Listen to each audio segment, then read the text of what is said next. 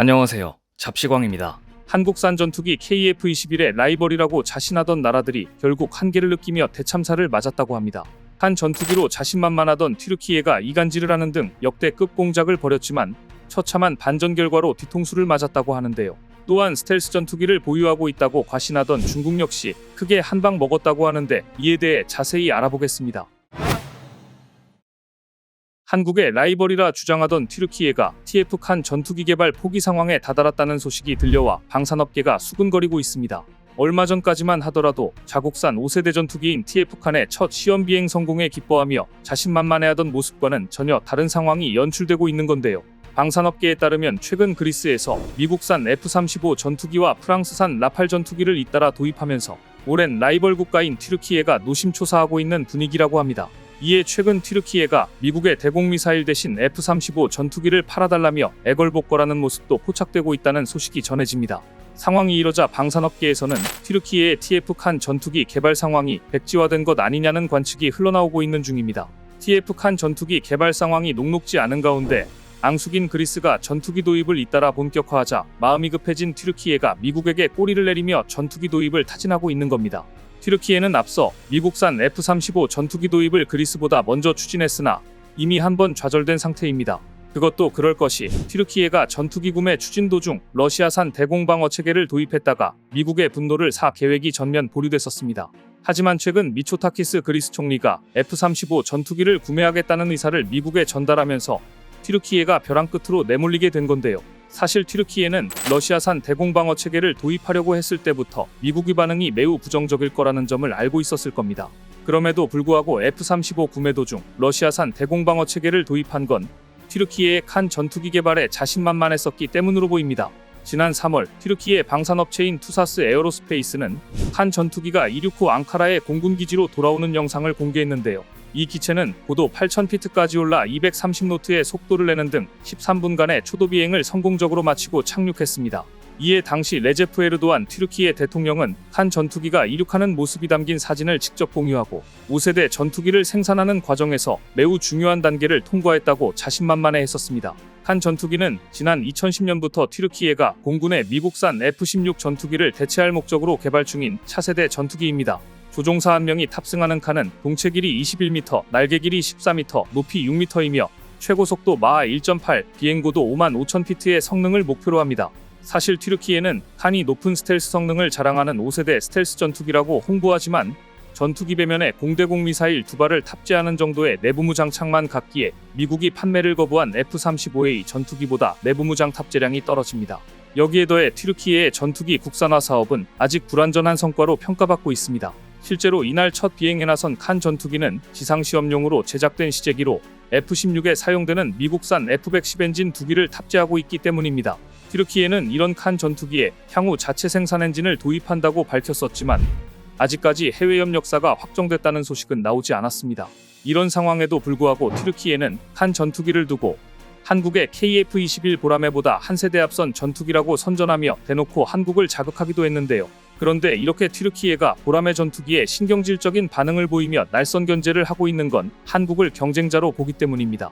튀르키예 방산 수출 시장은 아프리카, 중동, 동남아시아, 서남아시아에 몰려있는데 대한민국 방산이 겨냥하고 있는 수출 시장과 상당히 겹칩니다. 실제로 지금까지 튀르키예가 가장 많이 무기를 판 국가들은 UAE, 카타르 등으로 대한민국 방산에 러브콜을 보내왔던 곳들입니다. 그런데 사실 한국은 튀르키예를 방산에서도 한 수 아래라고 생각하고 있는 상황으로 튀르키예 혼자서 대단한 착각을 하고 있는 중인데요. 실제로 튀르키예가 보라매에 관심 있는 국가만 집중 공략해 방해 공작을 펼치는 등 앞을 가로막으려 안간힘을 쓰고 있는 중입니다.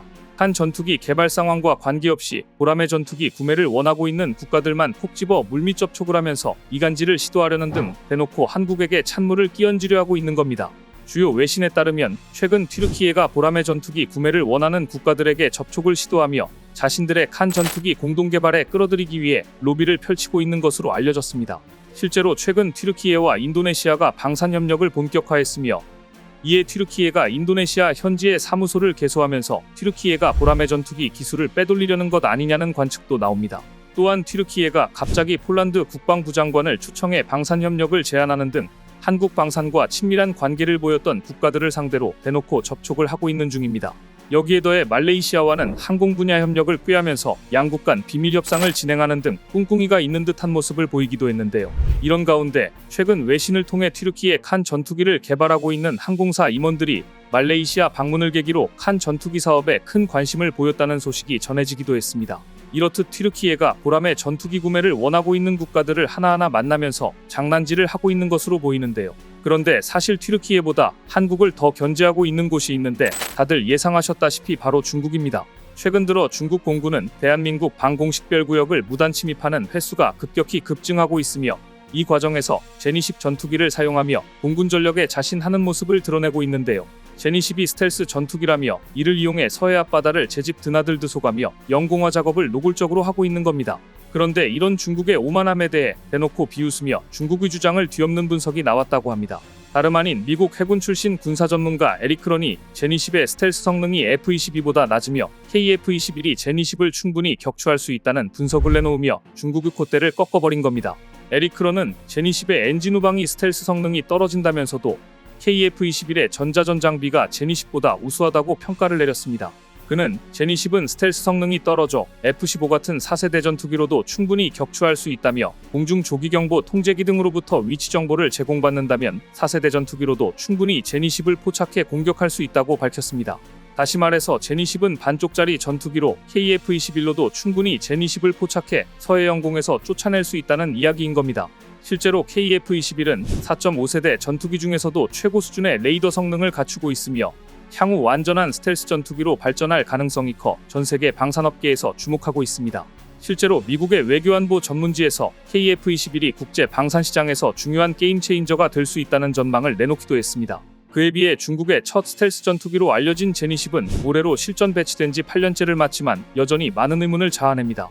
중국 언론에 따르면 중국 공군에 배치된 제니10 전투기 숫자는 이미 300대를 넘어섰고 올해 생산분 100대를 더하면 연말에는 400대 수준에 이를 것이라고 합니다.